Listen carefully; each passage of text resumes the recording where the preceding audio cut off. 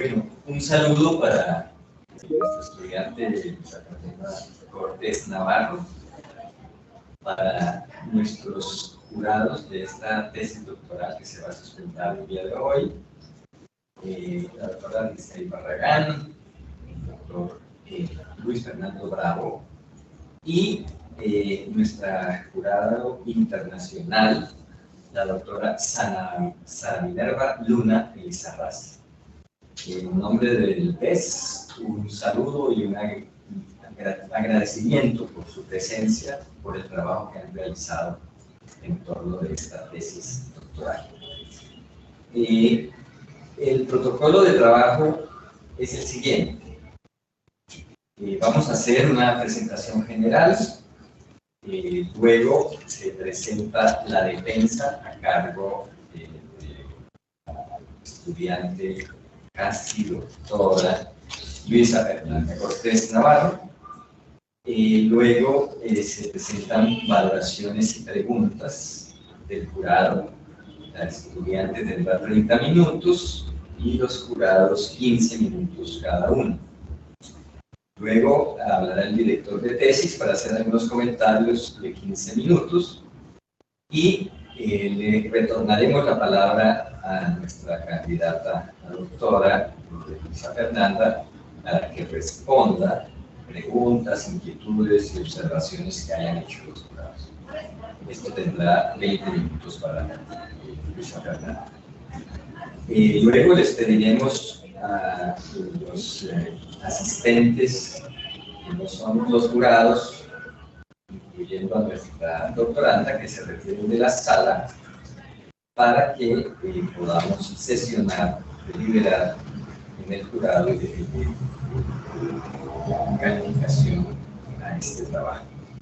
Finalmente se emitirá el acta final en compañía del área académica, del acta académica, perdón, en unos 10 minutos. Y cerraremos con un brindis. Muy bien, pues muchas gracias todas a todos. Y entonces una breve presentación. Este trabajo se llama Juventudes por el Derecho a la Ciudad, trayectos de las resistencias juveniles en el suroriente de Bogotá. Un trabajo que dio continuidad a la investigación que viene desarrollando la estudiante Luisa Fernanda desde la realización de su maestría y que ahora llega pues, a un nivel de estudio doctoral que presenta esta tesis que los jurados habrán podido leer y, como sabemos, han hecho observaciones alrededor de ese escrito. Hemos invitado a una jurado internacional, Sara Minerva Luna, que es doctora en Historia por la Universidad Nacional Autónoma de México.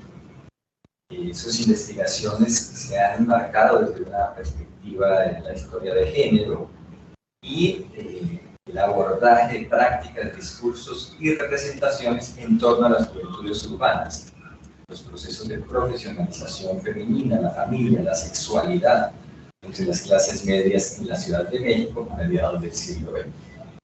Actualmente, Sara Minerva es profesora investigadora en el Centro de Estudios de Género del Colegio de México.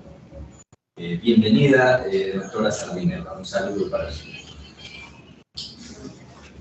También actuó como jurado de esta tesis la doctora Lisey Barragán Cordero. Está aquí en la sala presente con nosotros.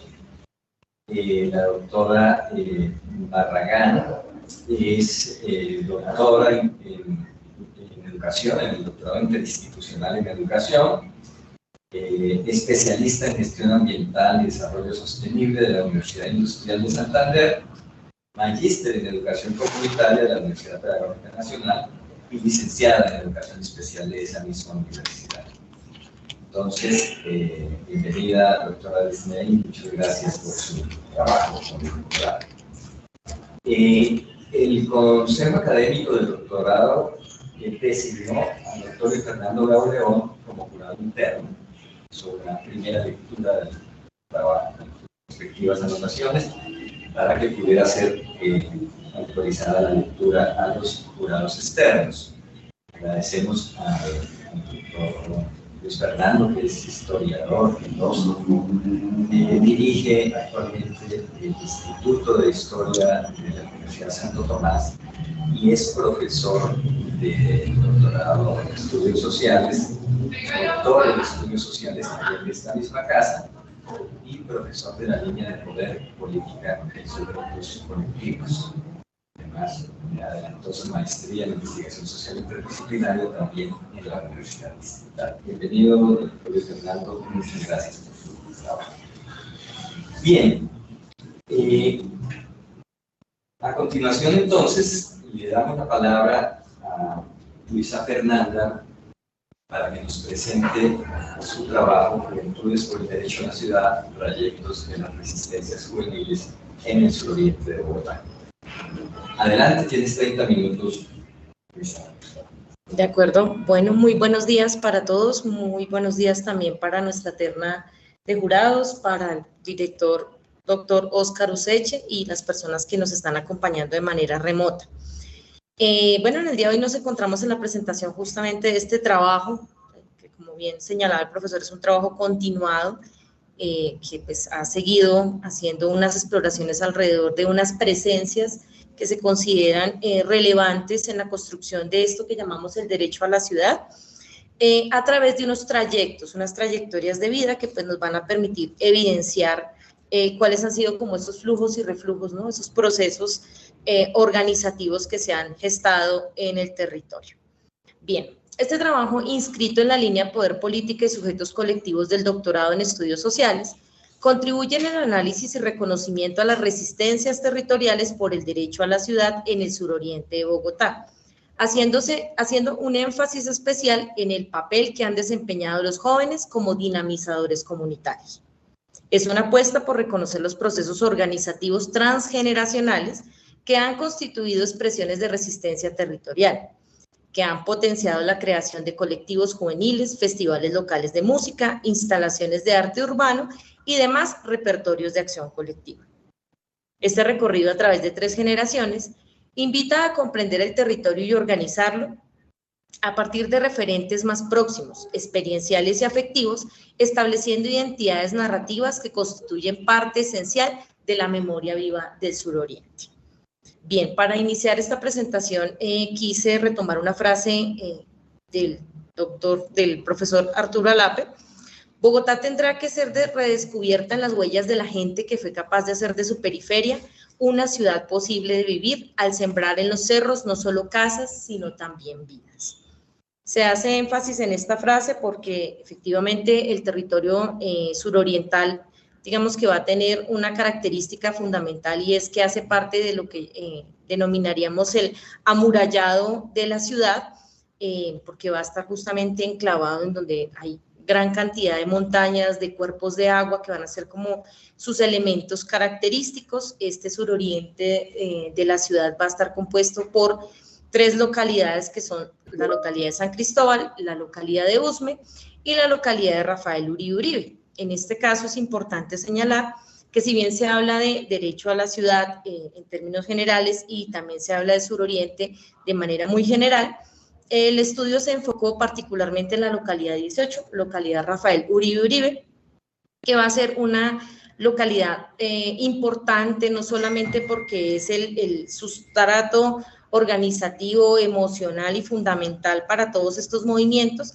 sino que hay que decirlo abiertamente, también tiene una vinculación directa con mi propio transcurrir, con mi propio devenir, digamos, generacional, por lo que marca también para mí un proceso no solamente de descubrir hacia afuera en otras trayectorias, sino también de releer mi propia trayectoria de vida, mi propia búsqueda, ¿no?, de ese origen y de dónde somos. Bien, el objetivo principal de esta tesis es establecer las trayectorias de resistencia de las juventudes en el suroriente de Bogotá, considerando las particularidades que cada contexto generacional ha aportado en el devenir de las organizaciones urbano-populares y en la formulación de iniciativas por el derecho a la ciudad. Bien, para responder a ese objetivo es claro que viene bien señalar que hay unas series discursivas que permitieron atender a estos retos teóricos y metodológicos en la medida en que se espera que la investigación pueda ir un pasito más adelante y poder evidenciar de pronto otro tipo de conexiones, otro tipo de relaciones posibles alrededor de esta triada: territorios populares, juventudes y derecho a la ciudad. Entonces, la serie discursiva crítica, ficción y experimentación, digamos que va a tener 3 componentes que son importantes de tener en cuenta. El componente de la crítica, que brindó herramientas metodológicas que permitieron a esta investigación trascender la fase descriptiva y disciplinar y responder a los retos de una indagación multisituada propia del campo de los estudios sociales.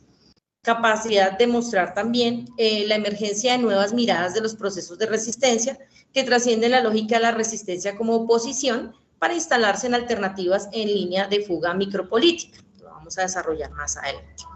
La ficción, que es el segundo componente de esa serie discursiva, reflejaba las identidades narrativas que dieron forma a cada una de esas trayectorias vitales. Esta herramienta permitió recoger el movimiento vivo por el que ha transitado la experiencia urbana y local en estas organizaciones, la manera en la que han construido una interacción más dinámica con el territorio urbano popular.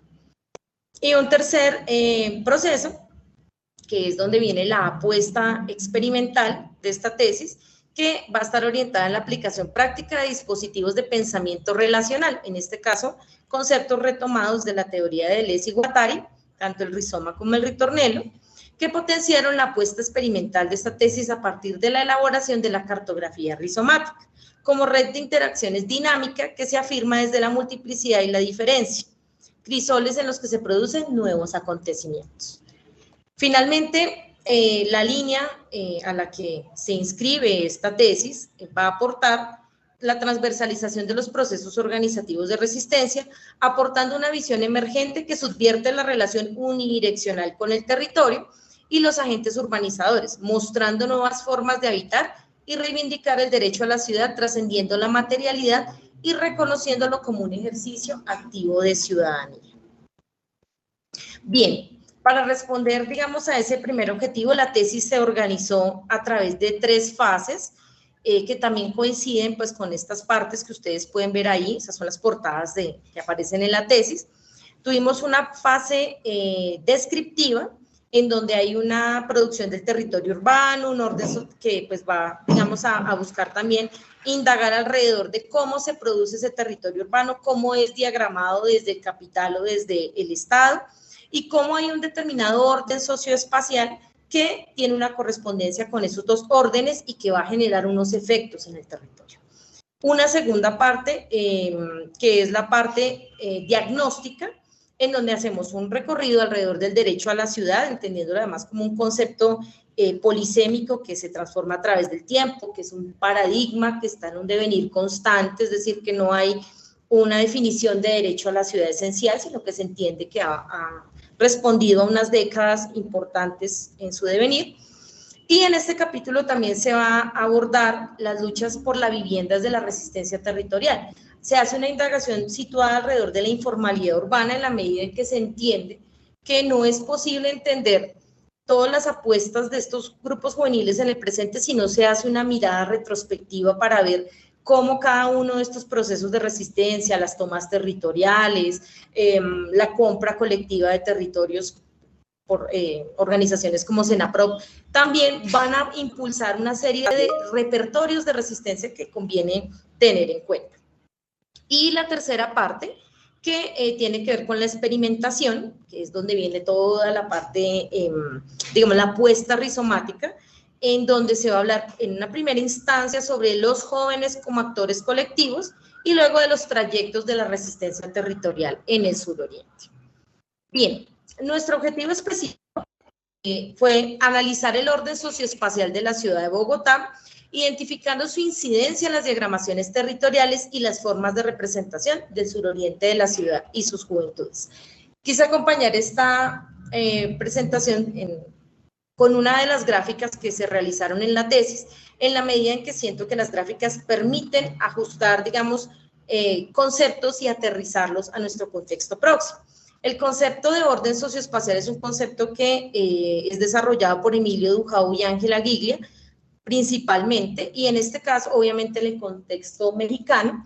En este caso, entonces, el interés fue también cómo se ve ese orden socioespacial resignificado por los órdenes socioespaciales que se han planteado acá en nuestra ciudad. Entonces, hay 3 elementos articuladores de ese orden socioespacial, que son las escalas, los grados y los efectos, que como ustedes pueden observar allí en la presentación, ya están adaptados a nuestro contexto nacional. Hay un eje transversal que será la experiencia urbana, que se asocia a ese determinado orden socioespacial, recordando que como orden socioespacial se entiende la correspondencia que hay entre unas formas de producción y organización del territorio, las prácticas de apropiación de las personas que lo habitan y los usos que se le dan a esos espacios, que generalmente es donde está la disputa, ¿no? Si son usos comerciales, si son usos como espacio público estatal o si son usos, digamos, vinculados con la residencia. Entonces, lo que se encontró es que en el orden socioespacial de Bogotá, claramente hay un criterio de carácter socioeconómico. Si miramos los grados, hay diferentes criterios que van a ser manejados por los teóricos. En el caso de la ciudad de Bogotá, siguiendo un poco también los aportes de Fabio Zambrano, encontramos que en Bogotá ha habido como una especie de extensión de ese orden colonial, en donde la ciudad va a crecer alrededor de esos centros que tienen que ver con el poder político y económico. Luego unos ejes pericentrales en donde se van a ubicar las clases medias, algunos barrios obreros, que ya lo miraremos en el caso de la localidad Rafael Uribe Uribe, y de manera más extensa lo que denominaríamos las periferias, pues que van a ser los lugares en donde se va a construir el hábitat popular, es decir, a donde van a llegar en muchos casos las personas que van a ser esos nuevos habitantes de la ciudad.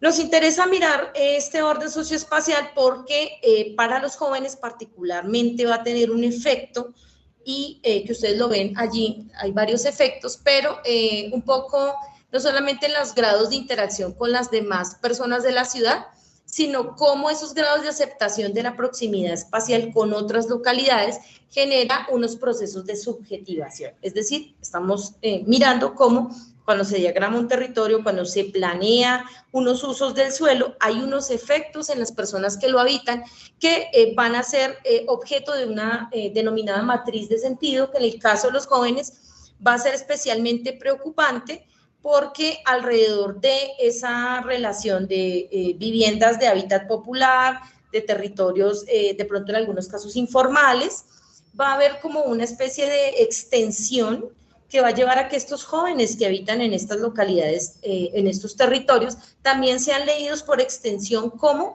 invitados a la ciudad, pero que no hacen parte de la misma. Recordemos que el hábitat popular es visto como un hábitat ilegal, ¿no? Bien, sintetizar acá diciendo que el suroriente es un lugar central en las prácticas y representaciones territoriales a través de las cuales estas juventudes como sujeto colectivo han ido consolidando un bricolaje complejo entre sus costumbres, las condiciones sociales de los sectores que llegaron a habitar y la manera de tramitar sus reivindicaciones. Bien, el segundo objetivo es identificar los principales repertorios de resistencia juvenil en el suroriente de Bogotá, reconociendo a lo largo de diversos acontecimientos de resistencia sus expresiones políticas e interacción comunitaria por el derecho a la ciudad. Como ustedes pueden observar, aquí está un cuadro en donde se sintetiza la muestra de nuestros participantes dentro de esta investigación. Hay que decir que el acontecimiento pandémico generó también una sustracción importante de participantes en la medida en que limitó demasiado los encuentros. Estos son los 3 acontecimientos que se organizaron. ¿Cuáles fueron los criterios? Se tuvo en cuenta un criterio de cohorte generacional en la medida en que lo que se quiere ver es cómo hay unas transiciones, no solamente de repertorio, sino también cómo las luchas van cambiando a medida que el tiempo va pasando. Entonces, una primera acontecimiento que va a estar alrededor de la avanzada de los estudiantes hacia el barrio, compuesto por las personas que ustedes ven ahí. Las fechas que aparecen ahí son las fechas de nacimiento de cada uno de estos participantes, lo cual nos permite ver más o menos en el campo de reflexión qué edad tenían cuando se estaba analizando cada uno de estos acontecimientos. No sobra señalar que como acontecimiento de resistencia entendemos un devenir minoritario que no existía, que no estaba previsto y que desborda lo establecido en lo convencional, como una potencia propia de creación y producción. Es decir, cómo estos acontecimientos no se quedan con la respuesta típica en relación binaria de resistencia alrededor de una diagramación de estos territorios urbanos populares, sino que lo que van a hacer es gestar líneas de fuga donde se desterritorializan para reterritorializarse alrededor de apuestas creativas que ya vamos a mirar. Entonces, el primer acontecimiento, ustedes, bueno, ahí pueden ver, hay un testimonio que acompaña, una partecita de un testimonio. Se organizó alrededor de 4 elementos, está acompañado de una fotografía de una manifestación estudiantil por parte de estudiantes de la Universidad Nacional que protestaban en contra del Acuerdo 67. En este acontecimiento se encontraron 4, digamos, repertorios de resistencia de acción colectiva, ¿no? Entendidos como construcción y negociación de significados. 1, el trabajo comunitario en sectores populares, hacer de la formación política una práctica permanente, es decir, muchos de los participantes de este primer acontecimiento no eran habitantes del territorio, pero sí tuvieron, digamos, una presencia activa en diversos comités de vecinos, en procesos organizativos, en brigadas que están plenamente descritas en la tesis, alrededor de acompañamiento no solamente en servicios básicos, sino asesoría jurídica, asesoría en construcción y demás. Bien, un segundo acontecimiento que tiene que ver con la proliferación de los procesos de educación popular y los repertorios simbólicos de protesta, en donde, como se señala en algunos documentos de educación popular, todo lo que sucede en los movimientos sociales educa, enseña. De alguna manera, los movimientos como procesos organizativos se convierten en un eje de formación académica, de formación para la vida, que trasciende, digamos, la sola, transmisión de contenidos y que los dota también de un componente que para mí es fundamental, que es la conciencia política, es decir, concientizar a las juventudes, a los movimientos, a las organizaciones que están en estos territorios de su lugar, de las violencias estructurales, de las violencias simbólicas que transitan alrededor de la forma en la que se concibe la ciudad y que a veces están tan naturalizadas que pasan inadvertidas. Bien, un tercer elemento fue la elaboración de materiales comunicativos de carácter político, en donde se encuentra una cierta permanencia, que me pareció muy interesante, alrededor de la realización de pintas, de la intervención de muros, de la generación de grafitis, de piezas comunicativas, de panfletos, que en su momento también se narra allí en la tesis, y que desde luego van a permitir una circulación de esa subjetividad de esos jóvenes estudiantes que se están pensando también en relación con estos otros jóvenes que van a acompañarlos en esos procesos organizativos. Y un cuarto elemento, grupos de formación, de estudio y formación política desde el arte, el teatro y la danza popular, que también van a ser un continuum, toda vez que el arte parece ser un articulador transgeneracional importantísimo alrededor del teatro, sobre todo el teatro popular, público, la música, la danza, como una forma también micropolítica de hacer resistencia. Bien, el segundo acontecimiento, resistir para hacer desde el territorio, procesos de comunicación desde lo popular. En este caso, pues van a estar participando jóvenes que vivieron su juventud, valga la redundancia, entre los años 90 y 2000.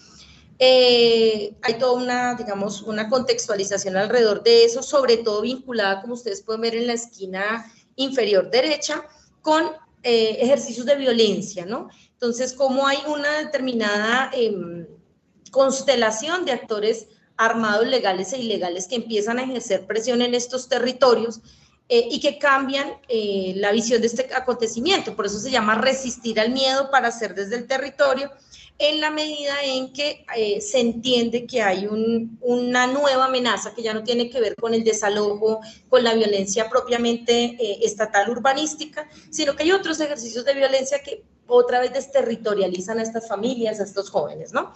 Entonces, los objetivos, repertorios que se encontraron aquí fueron procesos de comunicación desde lo popular, la integración del tejido asociativo popular con la institucionalidad. Este va a ser un elemento también importante alrededor de estos acontecimientos, en la medida en que después de los años 90, con toda la formulación de políticas públicas, el reconocimiento de la juventud como un actor social y político relevante, va a llevar a que también haya como una especie de mirada de lo institucional alrededor de los procesos urbano-populares. Como dirá Sivechi, pues a modo de sospecha también puede volverse una captura, ¿no?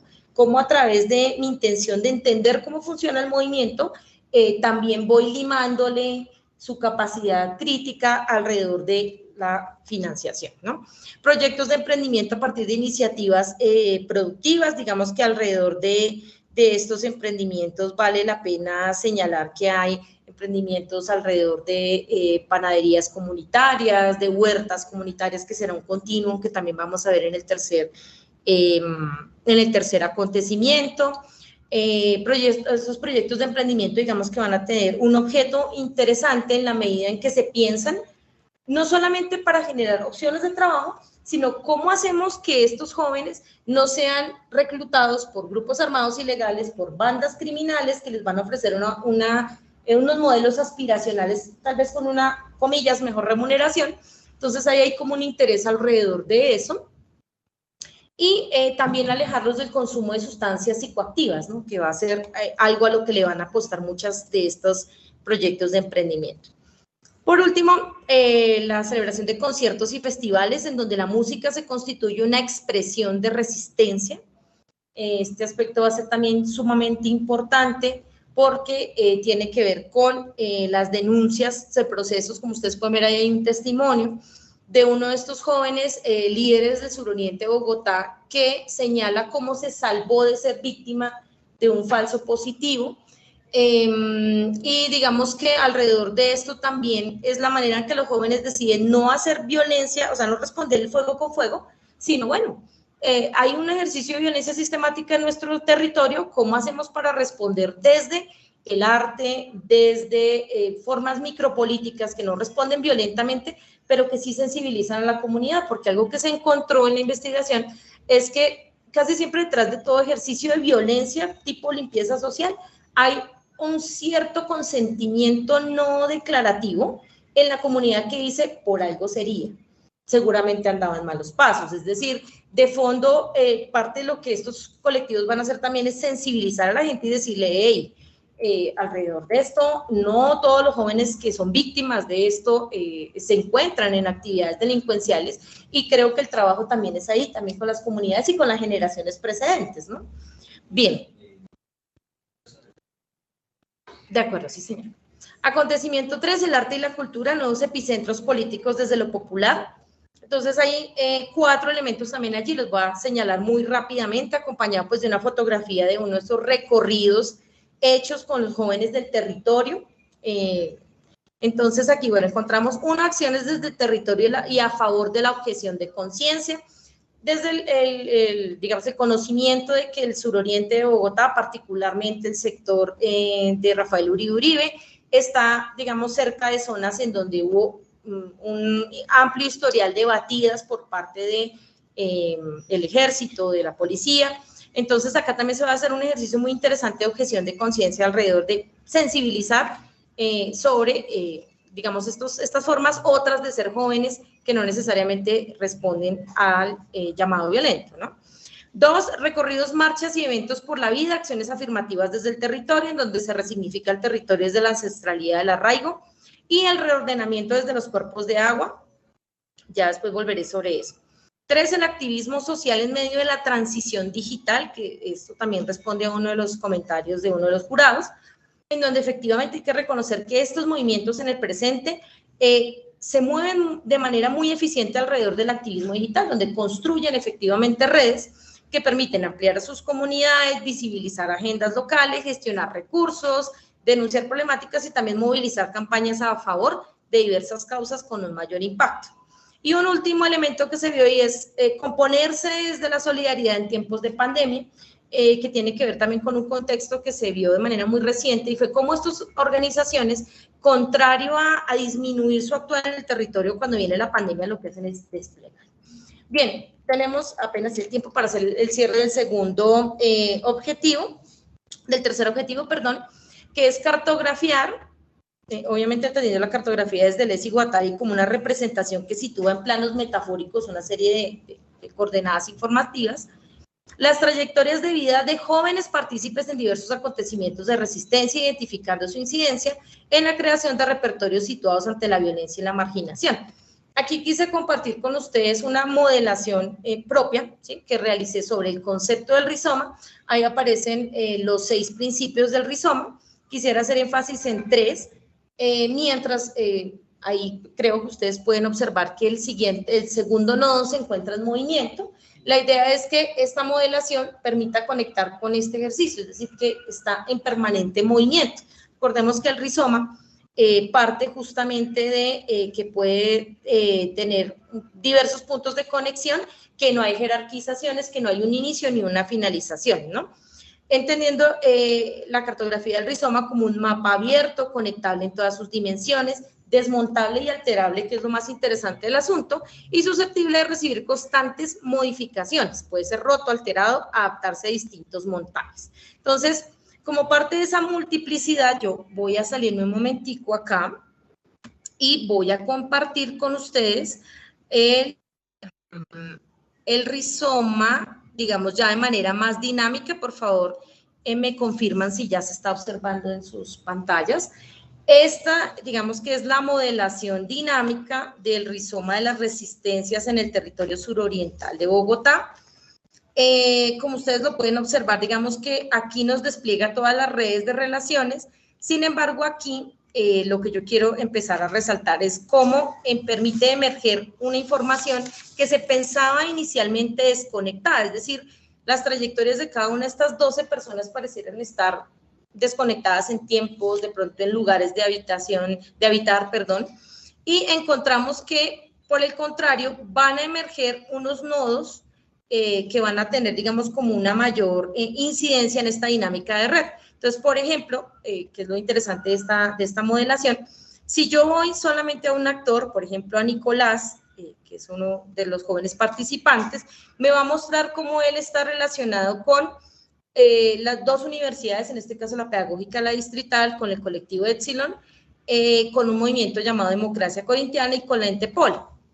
Cuando uno da clic en su nombre, va a desplegar no solamente la descripción de quién es él, sino algunos apartados relevantes en su biografía, y eso va a pasar con las 12 participantes. Digamos, algunos van a estar acompañados, como en este caso, de enlaces que nos permiten, por ejemplo, escuchar en el caso de Nicolás, cuáles han sido sus piezas musicales, sus apuestas también desde allí. Margen, que es la persona que nos está acompañando en este momento aquí también, muchas gracias. Aquí se ve, por ejemplo, la trayectoria de Margen, cómo coincide, digamos, con otros movimientos, con la Entepola otra vez, que es un ejercicio de teatro popular, con la licenciatura en educación comunitaria, que va a ser un eje importantísimo. Emergió de manera, digamos, no inesperada, pero sí, digamos que fue un nodo muy fuerte, que nos permitió ver que fue un elemento común en la mayoría de las intervenciones, ¿no? Que la reconoce como un programa con una sólida apuesta política, que además le permitió a muchos activistas que ya tenían una experiencia organizativa reconfigurar esas experiencias y aprender a sistematizarlas y a convertirlas en un elemento que se puede compartir con más personas. Acá, por ejemplo, si le damos al nodo instituciones, pues nos va a marcar cuáles son las conexiones posibles. Por la teología de la liberación va a ser otro eje que va a ser importante. Digamos que hay unos nodos que tienden a tener un mayor tamaño en la medida en que conectan con estas trayectorias de vida. Bien, me regreso nuevamente a la presentación. Bueno, para dar respuesta aquí, ya ir cerrando, ¿no? Este es otro de los hallazgos emergentes. De pronto por tiempo en este momento no lo puntualizo, si gustan ahora en las preguntas lo desarrollamos mejor, que es el concepto de ritornello, que como es un concepto que emergió en los últimos meses, digamos, de realización de la tesis, todavía está en construcción, digamos que es como para seguirlo trabajando. Como dicen por ahí, la investigación realmente arranca en forma a partir de este momento, que se aterriza con la comunidad.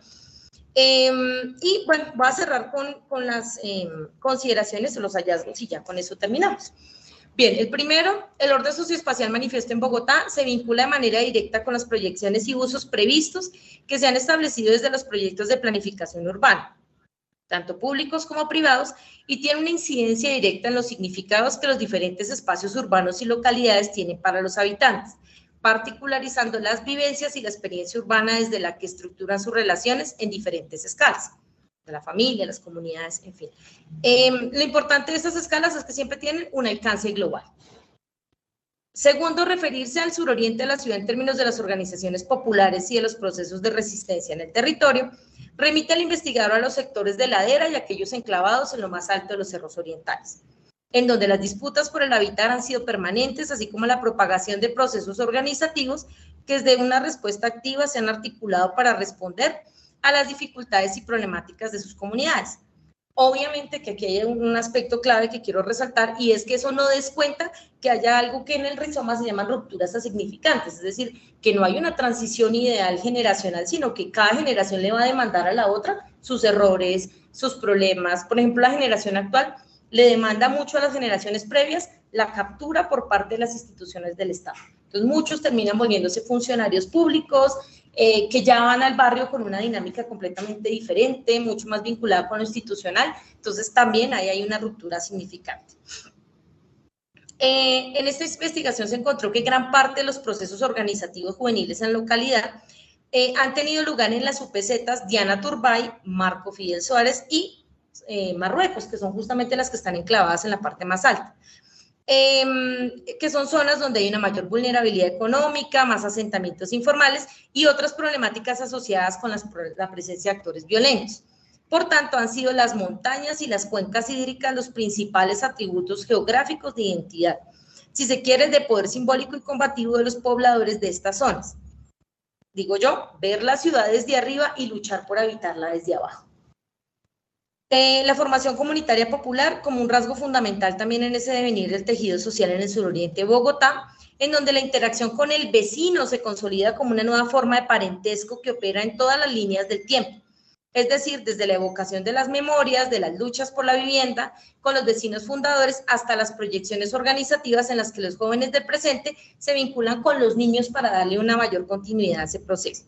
Finalmente, el entrecruzamiento de las trayectorias de vida reveló importante incidencia de las 3 universidades públicas de la ciudad, como importantes nodos de composición, escenarios con sólidas apuestas políticas y un sentido situado en lo comunitario que ha brindado herramientas a los liderazgos juveniles espontáneos, fortaleciendo los procesos organizativos en sus territorios a partir de la reflexión académica y de la sistematización de sus propias experiencias.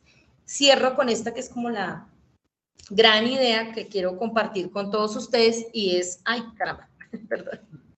Caramba. Ya voy. Ya. Listo. Este es un mural hecho por los chicos del colectivo Epsilon en el territorio de Diana Turbay y Molinos. Dice, cada uno de los acontecimientos generacionales pone en movimiento dispositivos de transmisión generacional en acto, que circulan a través de identidades narrativas que seleccionan y dan cuenta de una experiencia sensible y situada en el territorio. Más que un consejo, es una apuesta de continuidad. En ese sentido, el rizoma es un intercambio permanente que desde cada trayectoria vital compone una red de nodos que resuenan, dando lugar a subjetividades colectivas que componen trayectos de resistencia territorial que transitan del destino a la decisión. Es una frase con la que siempre cierro mi investigación. Agradezco mucho a todos su amable escucha y quedo atenta a sus comentarios. Muchas gracias. Muchas gracias, Luisa Fernanda. Le damos paso a la profesora Sara Minerva Luna, desde México, que nos va a hacer sus comentarios, sabiendo de que una muy juiciosa anotación sobre el texto de la tesis pues fue recogida en amplio espectro por parte de nuestra doctorada. Adelante, doctora Sara Minerva. Muchas gracias. Quisiera saber si me escuchan bien. Sí, señora. Sí, muy bien. Bueno, pues buenos días. Quiero empezar agradeciendo pues la generosidad de las autoridades del Doctorado de Estudios Sociales por la invitación y también, por supuesto, al doctor Oscar Useche, director de esta tesis, por por invitarme como jurado internacional y por supuesto a Luisa Fernanda Cortés por darme la oportunidad de leer su trabajo, que me parece que es un trabajo muy minucioso, hecho con mucha tenacidad y mucha pasión también, debo de decir que es algo que se nota en la escritura, ¿no? Entonces, bueno, muchas gracias. Quiero decir que si bien, bueno, ya los comentarios como más críticos los hice en el voto y efectivamente que ahora en la presentación escuché por ahí precisamente la recuperación de alguno de ellos que me parecía importante, debo decir que esta investigación me parece que es muy relevante, por lo menos por 3 razones. Una tiene que ver con que ofrece o contribuye al conocimiento de las especificidades del habitar urbano en las ciudades latinoamericanas. Ajá, esto es algo fundamental en nuestras academias del sur global. Muchas veces, bueno, seguimos porque pues son las herramientas analíticas con las que contamos, utilizando, por supuesto, categorías conceptuales producidas en el norte global, pero sin embargo el que generemos este conocimiento como lo hace este trabajo es fundamental y en ese sentido es muy pertinente.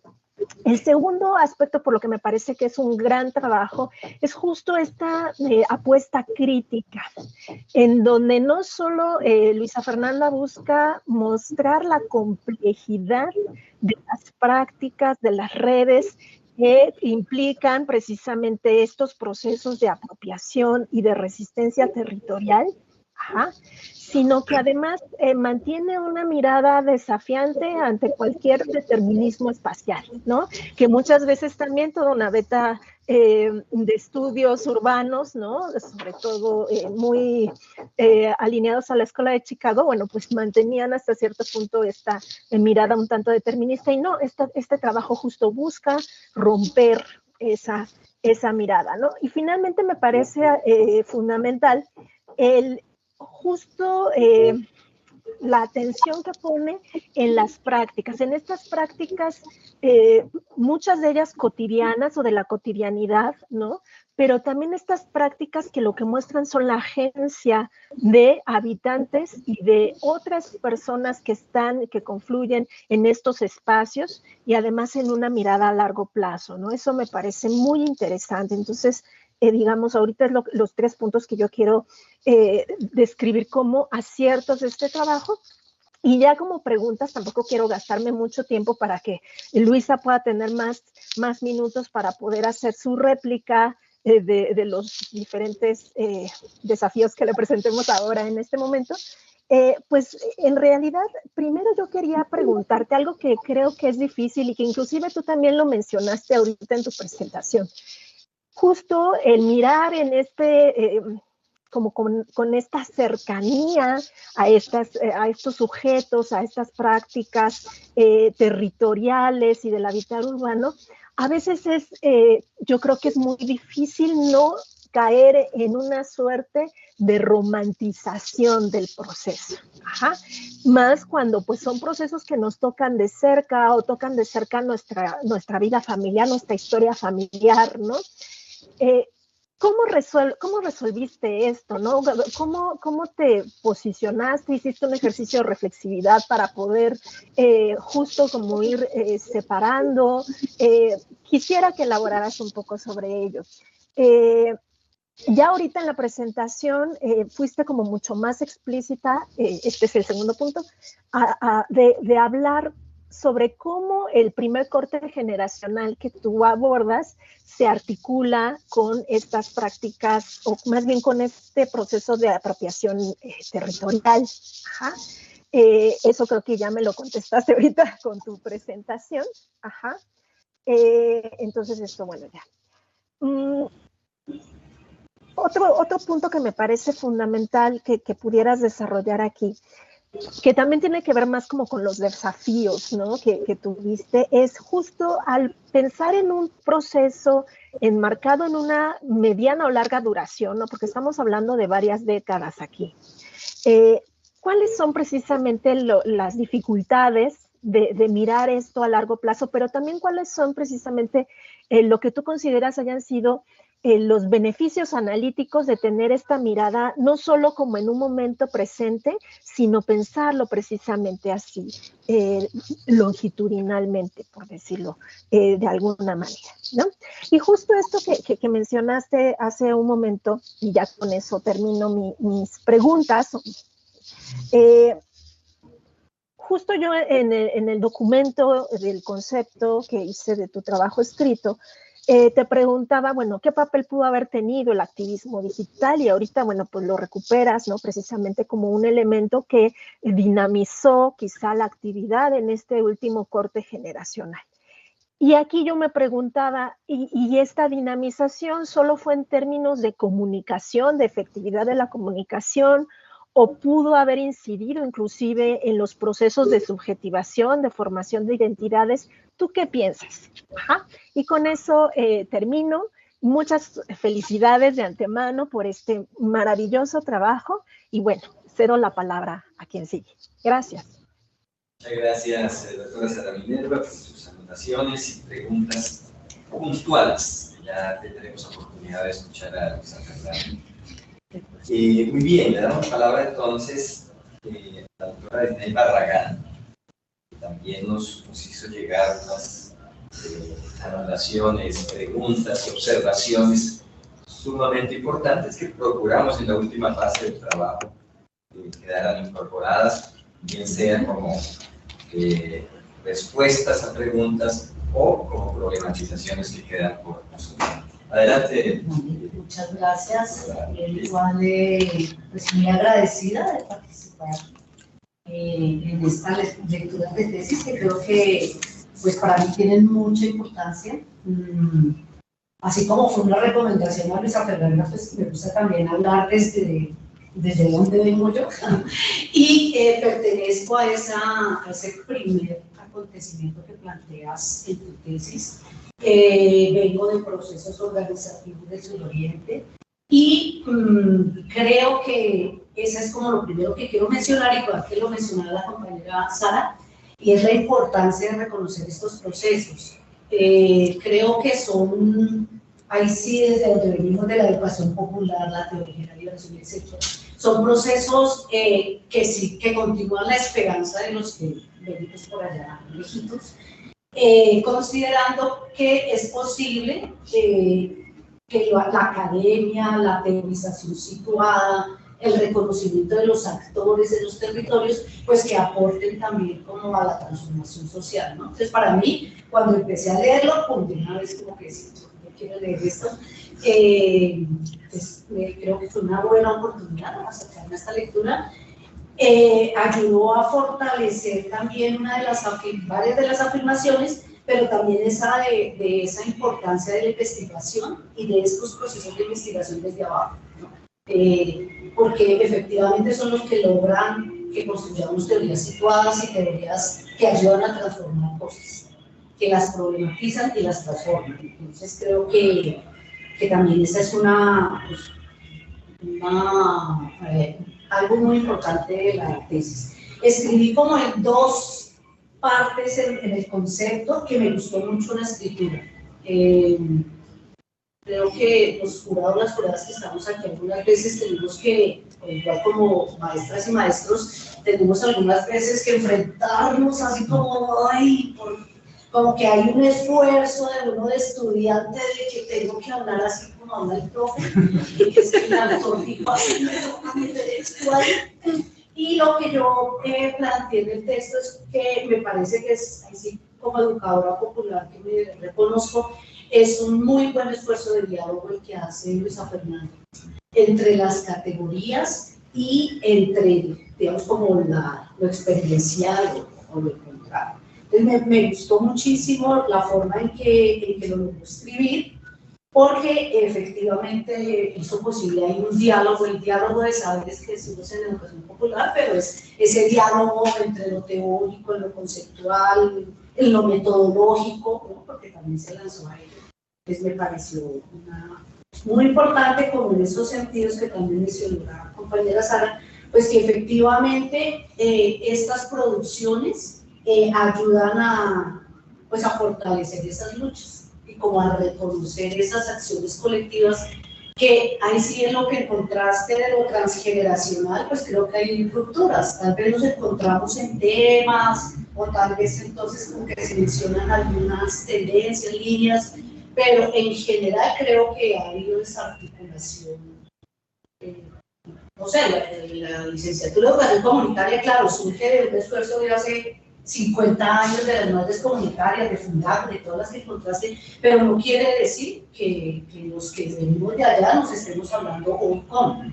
Tal vez los que llegaron a la pedagógica, a la distinta, pues y ahí dicen, el profetado, pero no quiere decir que haya un nivel como orgánico, ¿no? Entonces me parece que esto, y también estaba pensando Oscar y el profe de acá, que creo que el doctorado lo está haciendo.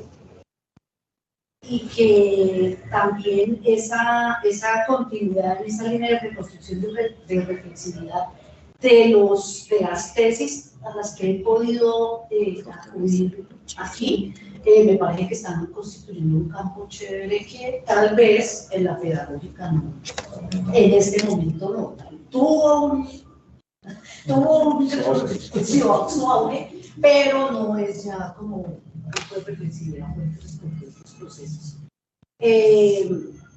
Es una de las preguntas que hoy me quedaba, porque efectivamente las recomendaciones y preguntas que hice creo que se recogieron, chévere, pero pensar en eso en lo transgeneracional, más como preguntas hacia adelante, como decía, si es importante reconocer, porque reconocemos campos temáticos o categorías o algunos enfoques jurídicos, pero sería importante reconocer también que puede ayudar a eso transgeneracional, a que nos volvamos a ver unos con otras.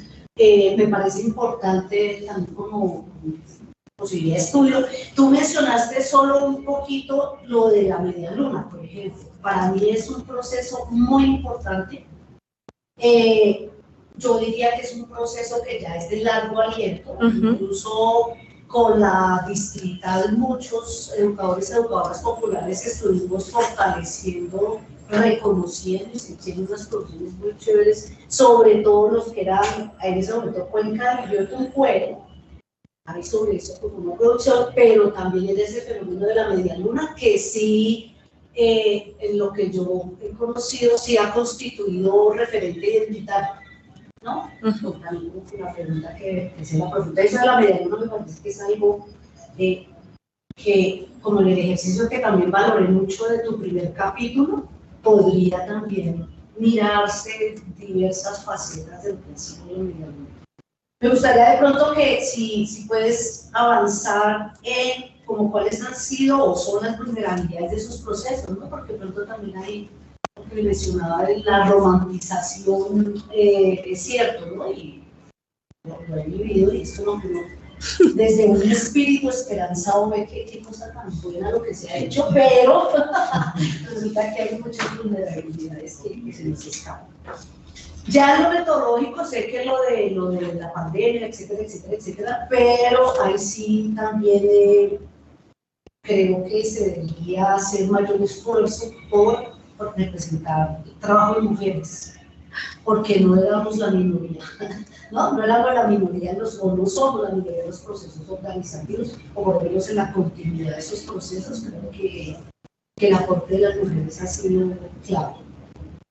En general, en los demás asuntos y preguntas que he hecho, que se me realizan. Gracias. Muchísimas gracias. Adelante entonces nuestro profesor Luis Fernando. Bueno, y también hay que anotar, porque cuando uno está en la dirección de tesis, agradece mucho, a veces en la misma proporción que el estudiante, esas anotaciones, porque hacen ver lo que no se pudo ver en el fragor del trabajo. Y de Fernando recibimos las primeras anotaciones muy juiciosas. Entonces, pues, agradecerle también por eso, don Fernando. Adelante con tus cuentos. Bueno, entonces muchas gracias por esta oportunidad. Siempre es una oportunidad de aprender, y esa es una de las ventajas que tiene la vida universitaria, uno deja de ser estudiante. Entonces es una maravilla poder participar de estos espacios, de poder compartir con la familia, con los amigos, y sobre todo porque es un proceso vital, es una trayectoria vital que se pone aquí en consideración y se pone aquí y se expone y a veces eso cuesta mucho, y por lo general que estén presentes las personas que participaron de los dos ámbitos, de la cercanía afectiva y de la cercanía política y vital, pues me parece un buen símbolo para que celebro esa oportunidad. Y en ese orden de ideas creo que es un trabajo, como ya lo han exaltado, es un trabajo minucioso, es un trabajo que en la distancia he podido observar desde la maestría. También tuve la oportunidad de compartir con mis hermanas. Noto continuidades y discontinuidades. Una continuidad que es pensando jóvenes con esa pasión y con esas posibilidades que hay allí. En la época de la maestría era el siglo XIX. Vamos a marca, Salto de larga duración. No tuvo que pensar. No, ahí no. Ahí el trabajo etnográfico tal vez no. Dos personas extrasensoriales. Pero sí, digamos que hay un interés, una manera de ir consolidando una metodología. Recuerdo las discusiones sobre Deleuze de esa época, las discusiones de hoy. Entonces veo una apropiación muy interesante en lo que decía ahora la invitada internacional Sara. Me parece clave porque es lo que plantea, digamos, un poco lo que también decías ahora de teorías situadas. Obviamente es un rizoma con un concepto grueso, dote, pero que uno ve aquí realizado. Entonces me parece, quiero resaltar en ese aspecto. Entonces me parece que allí hay un gran esfuerzo que es de que he tenido la oportunidad de llegar hasta Carlos, porque hemos compartido en muchos momentos acontecimientos que me parecen claves, y este me parece que es un acontecimiento vital clave. Muchas gracias por eso. Quisiera, digamos, también resaltar el asunto de, digamos que lo vi aquí en la presentación, resaltar el asunto generacional, que me conecta con algo que he estado pensando y reflexionando a propósito de la tesis, y es que el asunto de la vida es un asunto central, nodal, que nos va colocando en diferentes temporalidades. La temporalidad del río del pueblo, la cuenca, la montaña, las imágenes muestran la gran montaña del suroriente. Entonces me parece que allí el asunto geológico se conecta muy bien, que obviamente pues no era el tema de la tesis, pero uno podría decir cómo es que es esa historia de la tierra misma, pensar el territorio como esa apropiación de la tierra misma y de la vida, porque eso conecta a otro elemento, que es el asunto generacional, que es un asunto de la biología, que la biología trata este tema generacional y sobre todo que lo trabaja de manera colectiva. Entonces allí viene un asunto que a veces tenemos dificultad de juntar, el asunto colectivo con el asunto individual subjetivo, que se juega, digamos, en unas lógicas que aquí yo noto atisbos de poderlo pensar y poder, digamos, reunir el asunto en una larga duración que tendría que ver con lo geológico y que tendría que ver también con las vidas de la gente, que aquí obviamente se trabaja en estas generaciones, y que la vida misma de las gentes, cómo es que se va, digamos, se va consolidando con sus rupturas y sus... Yo estaba pensando más como en los ciclos vitales, que el pelado está creando en este momento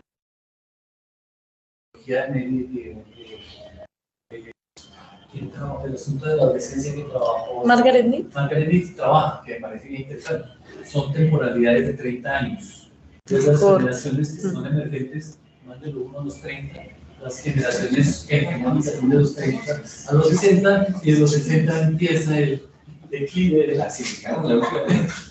Todavía estamos en la segunda.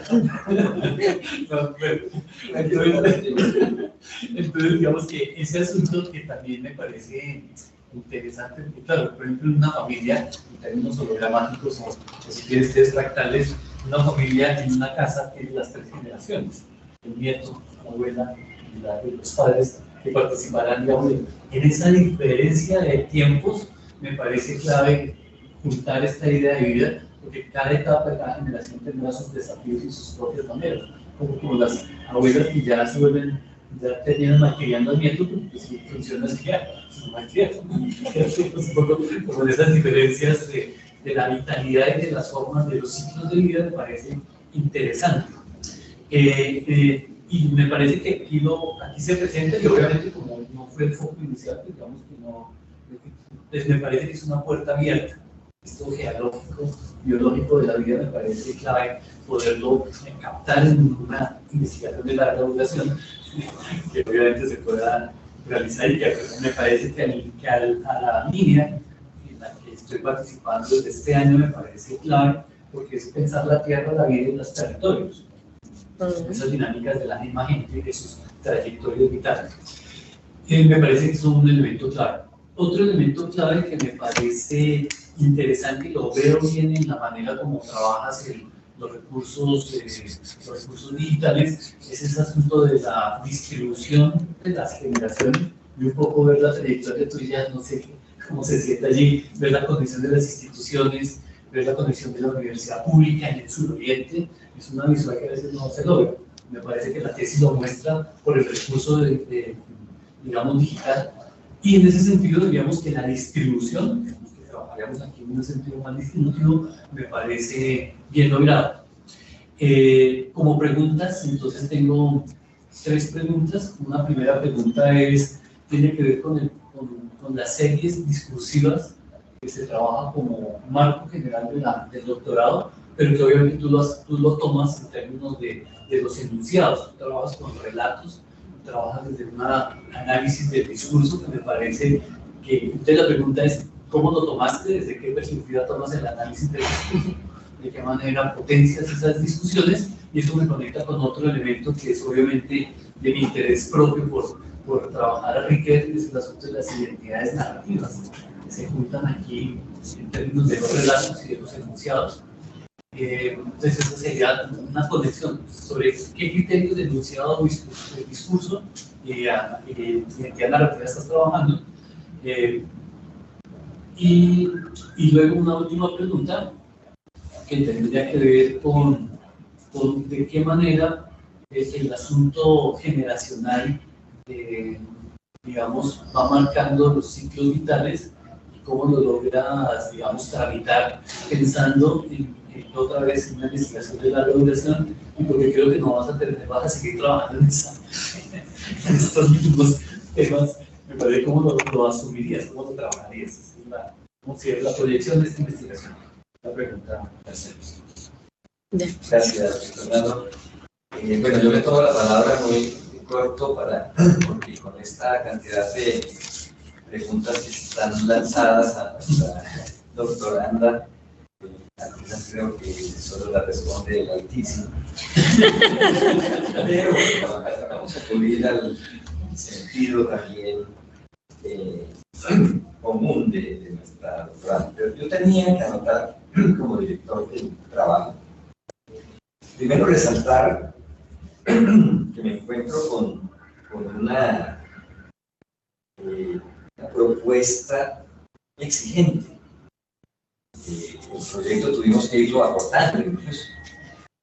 Las discusiones iniciales con Luisa Fernanda pues trascendían al ámbito de varias disciplinas y tratábamos de que esto lo viéramos desde los estudios sociales. Pero pues, se nos metió de por medio el tema de la planeación urbana. Luisa es muy rigurosa y se estudió los planes de desarrollo de la década de los 50, 60. En adelante discutimos sobre eso, lo que significaba en la transformación del territorio urbano, y eso nos dio una pista, unas claves de cómo abordar el tema del territorio urbano visto además desde unos sujetos específicos, los sujetos entonces reconocer esa búsqueda permanente de Luisa Fernanda en distintos ámbitos, incluso pues, que no le eran familiares de acuerdo a su formación predoctoral. Eso de una parte. De otra, lo que ya han señalado todos los jurados, la pasión, el apasionamiento. Este problema de las emergencias juveniles es un afecto apasionado de Luis Arana, que contagia a todos, incluso a los que ya pasamos por esas etapas, pero que nos retrotrajo claro, con esta visión genealógica que adoptó también Luisa Fernanda, pues entonces uno se sentía contribuyendo desde una mirada juvenil. Bueno, he trabajado en el tema de los jóvenes y de las juventudes, y eso me ayudó mucho a conectarme con el trabajo del Luis. Otra anotación que me parece importantísima, he acudido a otras sustentaciones de nuestros estudiantes en el doctorado. Nuestro doctorado es muy joven. Luis hace parte de la primera cohorte del doctorado. Entonces también estamos configurando permanentemente y reconfigurando nuestros discursos, nuestras propuestas, y en eso el trabajo de nuestros estudiantes ha sido fundamental.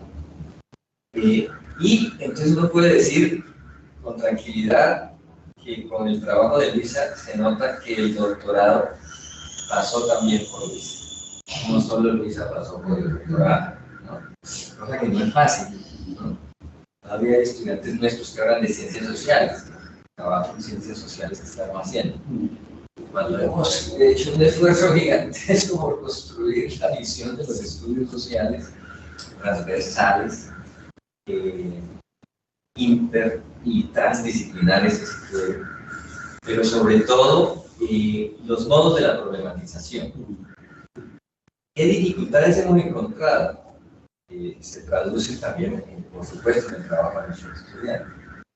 Especialmente dificultades, que señalaba la profesora Sara Minerva, de cómo conectamos el discurso eurocéntrico, digamos así, crítico de los países centrales, con los discursos latinoamericanos, y cómo poco a poco vamos haciendo que estos tengan un papel mucho más protagónico, mucho más central, ¿no? Entonces, es un problema no de nuestros estudiantes, principalmente un problema del doctorado.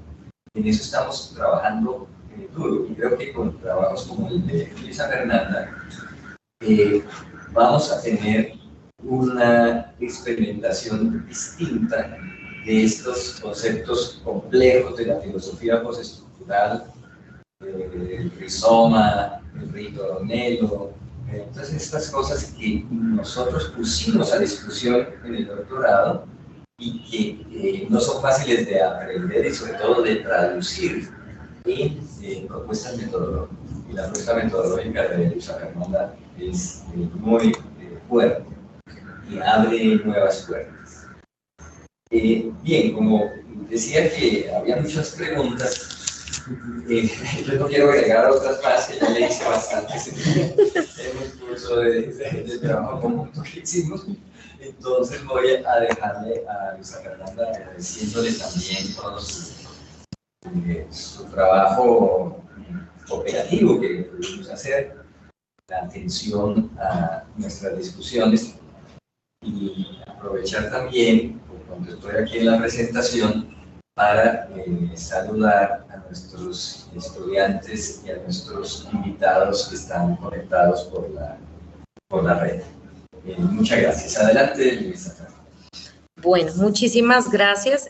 Trataré de ser lo más organizada y fiel en la argumentación para poder dar respuesta a varias de las inquietudes que ha planteado los jurados, a quienes les agradezco mucho también por su generosa lectura. Traté de hacer un documento muy narrativo en el fondo, pero sé que había puntos en donde se hacía un poco densa la lectura, por lo que les agradezco de verdad mucho sus observaciones y juicioso seguimiento a los avances. Bien, yo voy a tratar como de conectar algunas preguntas que vi que tienden a tener unos lugares comunes y luego también desarrollar algunas de manera particular. Creo yo que hay una pregunta muy fuerte, tanto en la jurado, la doctora Sara Luna, como en la doctora Disney Barragán, alrededor de cómo se toma una distancia de eso que estamos observando, cuando eso que estamos observando nos atraviesa en los afectos, nos atraviesa en las memorias, nos atraviesa, digamos, en la construcción un poco de esa contextualización que tenemos desde niños y cómo se toma una distancia desde ello. Realmente no fue algo sencillo, inclusive cuando recibí el concepto me pareció muy curioso que hay cosas que uno da por sentadas y que cuando escribe pasa inadvertidas. Entonces, una de las observaciones era, utilizas adverbios o calificativos como magnífico, maravilloso, excepcional. Entonces fue como, lo primero, oye, ¿cómo estamos escribiendo? ¿Cómo se expresa un yo situado? Y cómo hacer para, un poco en esta discusión de la antropología entre lo etic y lo emic, tomar distancia de eso que estoy observando y tener la capacidad de ser objetiva y de decir, bueno, hay unos procesos, hay unos hallazgos, hay unas ganancias, pero también es cierto que hay que reconocer, como bien señalaba la profesora Disney Barragán, la vulnerabilidad de los procesos. Entonces, yo creería que la manera en la que traté de responder al desafío, digo traté porque obviamente me tocó buscar muchas herramientas, fue también ser muy rigurosa en la exploración documental. A mí me gusta mucho leer periódicos antiguos, es, digamos, una afición que tengo desde hace mucho tiempo. Entonces, mucha de la información que emergía en las entrevistas, sobre todo, por ejemplo, de los dos primeros participantes en los testimonios, voy a ver si puedo compartir acá, porque me parece que hablar de ellos y no mostrarlos es un tanto irrespetuoso. Los dos participantes de los primeros nodos, ¿no? El profesor Pacho, el profesor Daniel, pues claro, hablan con una emoción grandísima sobre cómo fue estos movimientos sociales, todos los movimientos de contracultura, alrededor también como de toda esa persecución que hay, ¿no? En el contexto de la Alianza para el Progreso, la doctrina social de la Iglesia. Esos son grandes movimientos que están ahí y es muy difícil no prendarse, no emocionarse, no reírse, porque debo decir que una invitación a cuando puedan leer el documento, hay unas anécdotas ahí que de verdad son muy simpáticas, pero que también, bueno, yo las miraba después con objetividad y decía, listo, esta es la narrativa que se construye desde la memoria y la selección que hago. Es claro que, y ahí voy contestando en parte lo que el profesor Fernando señala, en las identidades narrativas, sobre todo desde Riquer, uno encuentra que hay tres elementos, ¿no? Uno, que es la visión que la persona tiene sobre sí misma, que casi siempre tiende a ser una idealización, una proyección. Por otro lado, la relación que uno construye en torno a un otro, que en este caso eran los activistas de los movimientos, y una tercera, que es la percepción que uno tiene sobre el contexto. Entonces, digamos que al hacer esa revisión, yo tomaba las narrativas y decía, claro, ahí encontré en muchos de esos testimonios, sobre todo en el primer acontecimiento, que hay una visión reflexiva, que hay una búsqueda y selección de la información, ¿cierto? Porque de alguna manera también el testimoniante tiene un yo situado que se proyecta hacia el investigador y que en algunos casos pues tiende como a responder lo que el investigador, lo que él espera que el investigador conozca. Entonces, ¿qué me tocó hacer a mí? Bueno, mencionó tal suceso, entonces yo anotaba el suceso, iba y lo buscaba por mí misma y cotejaba si eso era o no así, ¿no? Otra cosa que, digamos, traté de hacer para separarme un poco de ese romanticismo y plantear una visión contrastada fue preguntarle a las generaciones, o sea, lo hacía de manera indirecta, ¿no? Que no fuera muy evidente, pero sí decirle, bueno, ¿y usted qué conoce los procesos organizativos hacia adelante y hacia atrás? ¿Sí? Entonces, era muy interesante porque vamos en el segundo elemento de la identidad narrativa y es la relación que yo construyo con el otro. Y una cosa que se encuentra mucho y que es propia de la dinámica generacional es que casi siempre va a haber se va a privilegiar lo propio en detrimento de lo que los otros hicieron. Entonces, es que sí, nosotros tuvimos que hacer los procesos organizativos con las manos, no había financiación, teníamos el barro a las rodillas, que es un relato constante en los primeros acontecimientos. Sin embargo, los del segundo acontecimiento dicen, claro, ustedes tenían, pero ustedes conocían al enemigo, porque era una relación casi que binaria, ¿no? Y había una relación de tensión con las instituciones, con el Estado, con la diagramación del capital, de lo político.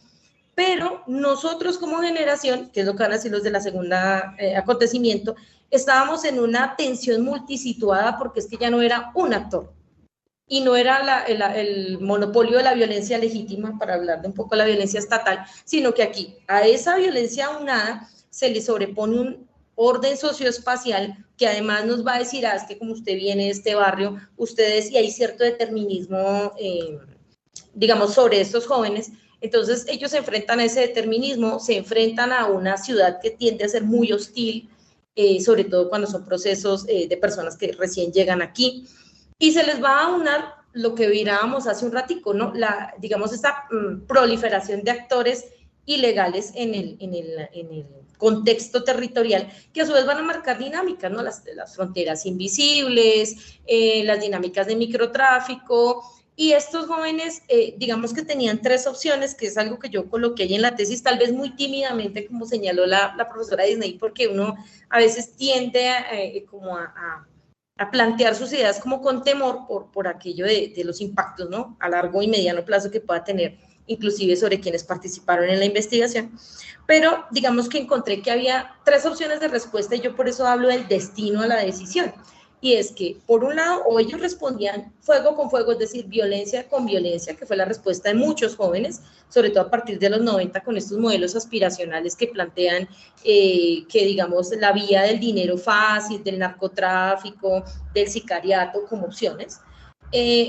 Entonces, muchos de los jóvenes se decantaron por eso ante un desencanto, además, con el proceso educativo, que eso también tiene que ver con un poco la vulnerabilidad en los procesos, porque si bien hubo y ha habido ejercicios de educación popular muy fuertes, también es cierto que todo el ejercicio de exterminio sistemático de violencias contra los partidos políticos como la Unión Patriótica y todos sus, digamos, movimientos contra a luchar contra muchos de estos procesos, pues va a socavar también a muchos de estos educadores populares que de alguna manera, pues si bien hacen presencia en el territorio, pues también van a tener que afrontar directamente otras violencias que hacen que el proceso educativo se vea entrecortado, dejándole pues casi que todo el espacio educativo a la educación de la vida, ¿no? A la educación de la violencia, de todo esto.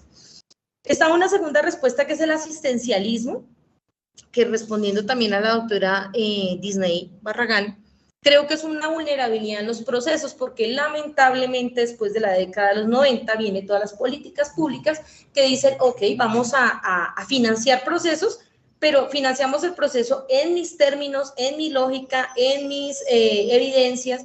Entonces, cuando uno ha tenido la oportunidad de trabajar en esos proyectos, una cosa que encuentra es esa, que te dan la libertad de escoger el tema, vaya y trabaje con su comunidad, pero en los informes usted los tiene que entregar de esta manera, para que haya los desembolsos esta otra, y si usted quiere que el proyecto continúe, entonces deje las puertas abiertas, con lo cual de alguna manera uno siente cierta sujeción. Ahí hay un ejercicio de subjetivación muy fuerte, que siento yo que aunque los movimientos, como lo decía el profesor Alfonso Torres en una de sus investigaciones, intentan deslindarse de esa lógica asistencialista, lamentablemente alrededor de estas nuevas dinámicas de captura un poco institucional de las investigaciones sobre jóvenes, sobre madres comunitarias, sobre niños, sobre medio ambiente, hay una permanencia de eso, y eso es evidente, y eso lleva a otra cosa, y son los personalismos.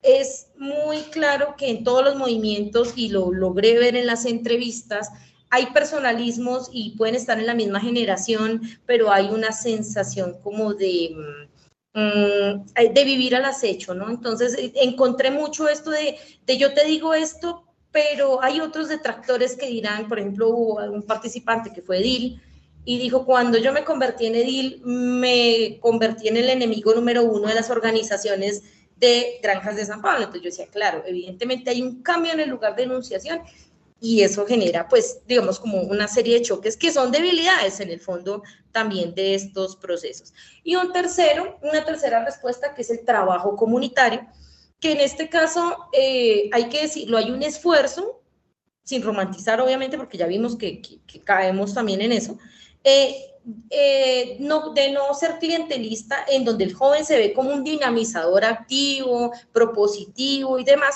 pero ahí entra otra vez el ejercicio de las generaciones. Para nadie es un secreto que las organizaciones populares y las juntas de acción comunal tienen una cierta tensioncita no resuelta desde la época de la Alianza para el Progreso, por dando un poco que surgen en ese contexto y que para muchas organizaciones en toda Latinoamérica, porque fue algo que encontré en los movimientos viviendistas, de los destechados y demás, es que hay una desconfianza con las organizaciones de las juntas de acción comunal, aunque sean del mismo barrio. Y hay otra cosa, generacionalmente también operan. Allá, digamos, en la localidad, se encuentran zonas en donde los de la Junta de Acción Comunal han pervivido en esos cargos y casi que se vuelven cargos de herencia. Entonces yo ya me voy, pero dejo a fulanito de tal y usted continúa con el legado. Y para los jóvenes abrirse espacios en estos escenarios es complejo. Y de ahí que la apertura de esos consejos locales de juventud como que generó una línea de fuga, que fue capturado otra vez, desde luego también, pero generó una línea de fuga que por lo menos les dio un oxígeno de decir, bueno, si no se puede por la línea de la institucionalidad de la Junta de Acción Comunal, apuntémosle a una institucionalidad vinculada más bien con los consejos locales de jóvenes para jóvenes. Entonces, bueno, no sé cómo estamos de tiempo porque son muchas preguntas. Siempre estamos mal. Estamos ya sobre el tiempo. Listo, no, yo quisiera cerrar, bueno, es que son varias las preguntas, espero haber sido muy respetuosa con todas las preguntas. Hay una que me interesó mucho también, que se conecta, en este caso, la doctora Disney Barragán y el doctor Fernando Bravo, y es el nivel orgánico de estos diálogos de saberes, pero también cómo se pueden fortalecer las luchas alrededor de entender estas líneas, ¿no? La tierra, la vida, el territorio, el asunto por la vida. Y cerraré con esto. Hay una metáfora que ustedes usan ahí que a mí me parece muy hermosa. A mí me gusta trabajar mucho con metáforas, ¿no? Y es esto de los sustratos geológicos. Entonces, uno ve que de hecho la construcción del hábitat popular, de la autoconstrucción, son, y yo creo que lo puse en la tesis, son sustratos geológicos. Entonces uno ve que, por ejemplo, en los sectores populares, uno hoy visita la casa, de hecho la casa de mi madre sucede exactamente igual, y siempre se decía, el primer piso es del hijo mayor, de los padres mientras están ahí, el segundo piso es del que le sigue y el tercero es el del que le sigue, y yo hacía la reflexión de que en el fondo no solamente es una casa como unidad, sino que nos cuenta cómo cada sustrato cuenta historias, cuenta desde los materiales que se usan, ¿no? Arrancando del paro y esta tela para hacer las casitas más livianas y poder correrle a la policía, pasando por la tapia pisada, los ladrillos, ahora entonces ya hay otras técnicas de construcción mucho más refinadas, y uno casi que, algo que es muy bonito de Suroriente es eso, uno va y es un bricolaje, o sea, uno mira los cerros y uno dice, caramba, lo bonito de esto es justamente cómo son, digamos, tan polisémicos. Y ahí uno ve esos mismos sustratos, ¿no? Cómo se narra a través de una casa toda la metáfora de vida de esa familia, sus luchas, sus necesidades. Ahí explicaba un poco también cómo echar la plancha, porque no es hacer la plancha, sino echar la plancha. Se volvía un episodio, ¿no? Una fiesta, el asado y la comida y el convite, o sea que casi que salía más costoso pues, echar la plancha que lo demás, ¿no? Entonces, lo maravilloso de todo esto es básicamente cómo estos asuntos generacionales nos marcan también ciclos vitales que nos llaman a nosotros como investigadores nuevamente a situarnos y a desituarnos y mirar cómo tenemos que dar unas respuestas a unas urgencias que la sociedad nos está planteando. Y yo creo que la gran apuesta de nuestro doctorado y de cualquier proceso educativo es cómo hacemos que todas estas reflexiones que a veces parecen como de sustrato tan profundo, puedan emerger a través de cosas muy sencillas. Yo siento que a veces la academia se complica mucho en el discurso. Me acuerdo mucho una maestra que nos hizo leer alguna vez este famoso texto del engaño de Sokal, y que tenía que ver con eso, con que entre más enredado, más jeringonza, más elevado el conocimiento del doctor o del académico, y siento yo que esa ha sido la gran deuda de nuestros doctorados y de la educación pública en nuestro país, y tal vez, como lo decía la doctora Sara Luna, de nuestro sur global, y es ¿cómo hacemos para que todo eso que logramos recoger baje, se decante, se precipite en las personas que realmente necesitan la reflexión? Porque si uno hace la tesis para que se quede en los anaqueles, pues bien, la citará uno que otro académico y la comunidad en el fondo dirá, bueno, si yo aparezco ahí, mire mi nombre, mire mi foto y bueno, ya, ahí quedó como una anécdota más de la larga lista de académicos que hemos ido a veces a las comunidades y que no hemos podido redituar esa generosidad. Yo agradezco mucho su escucha, creo yo que en esta parte cerraría mi intervención. Les agradezco infinitamente por todo este espacio para poder contar un poco alrededor de estas apuestas y estos sueños, ¿no? Y agradecer a la educación pública que me permite estar hoy aquí. Muchas gracias. Muchas gracias.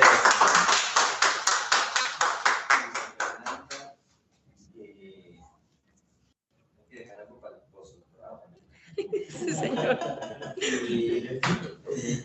Y además, recordar que pues, esto requiere de evoluciones creativas hacia quienes nos debemos, en el sentido de que es de donde ha surgido este saber, este conocimiento, el diálogo, los conocimientos académicos. Seguramente Luisa tendrá o procurará crear esos espacios para llevar lo que de aquí ha venido saliendo. Y no olvidar la pregunta que nos hace Arturo Escobar, cada vez con más insistencia, y es que en medio de estas transiciones, todos estos saberes, conocimientos y diálogos que hay que hacer deberían contribuir para diseñar las transiciones, ayudar a diseñar las transiciones. Y las transiciones no van a ocurrir espontáneamente, a no ser que nos lleven hacia una desterritorialización peligrosa, riesgosa. Entonces, creo que este trabajo nos ayudaría mucho a eso.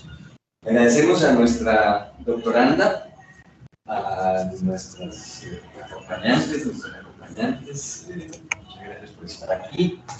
Y les vamos a solicitar que se retiren un momento mientras se libera el jurado. Sí, señor. Así, Recuerdo, muchas gracias.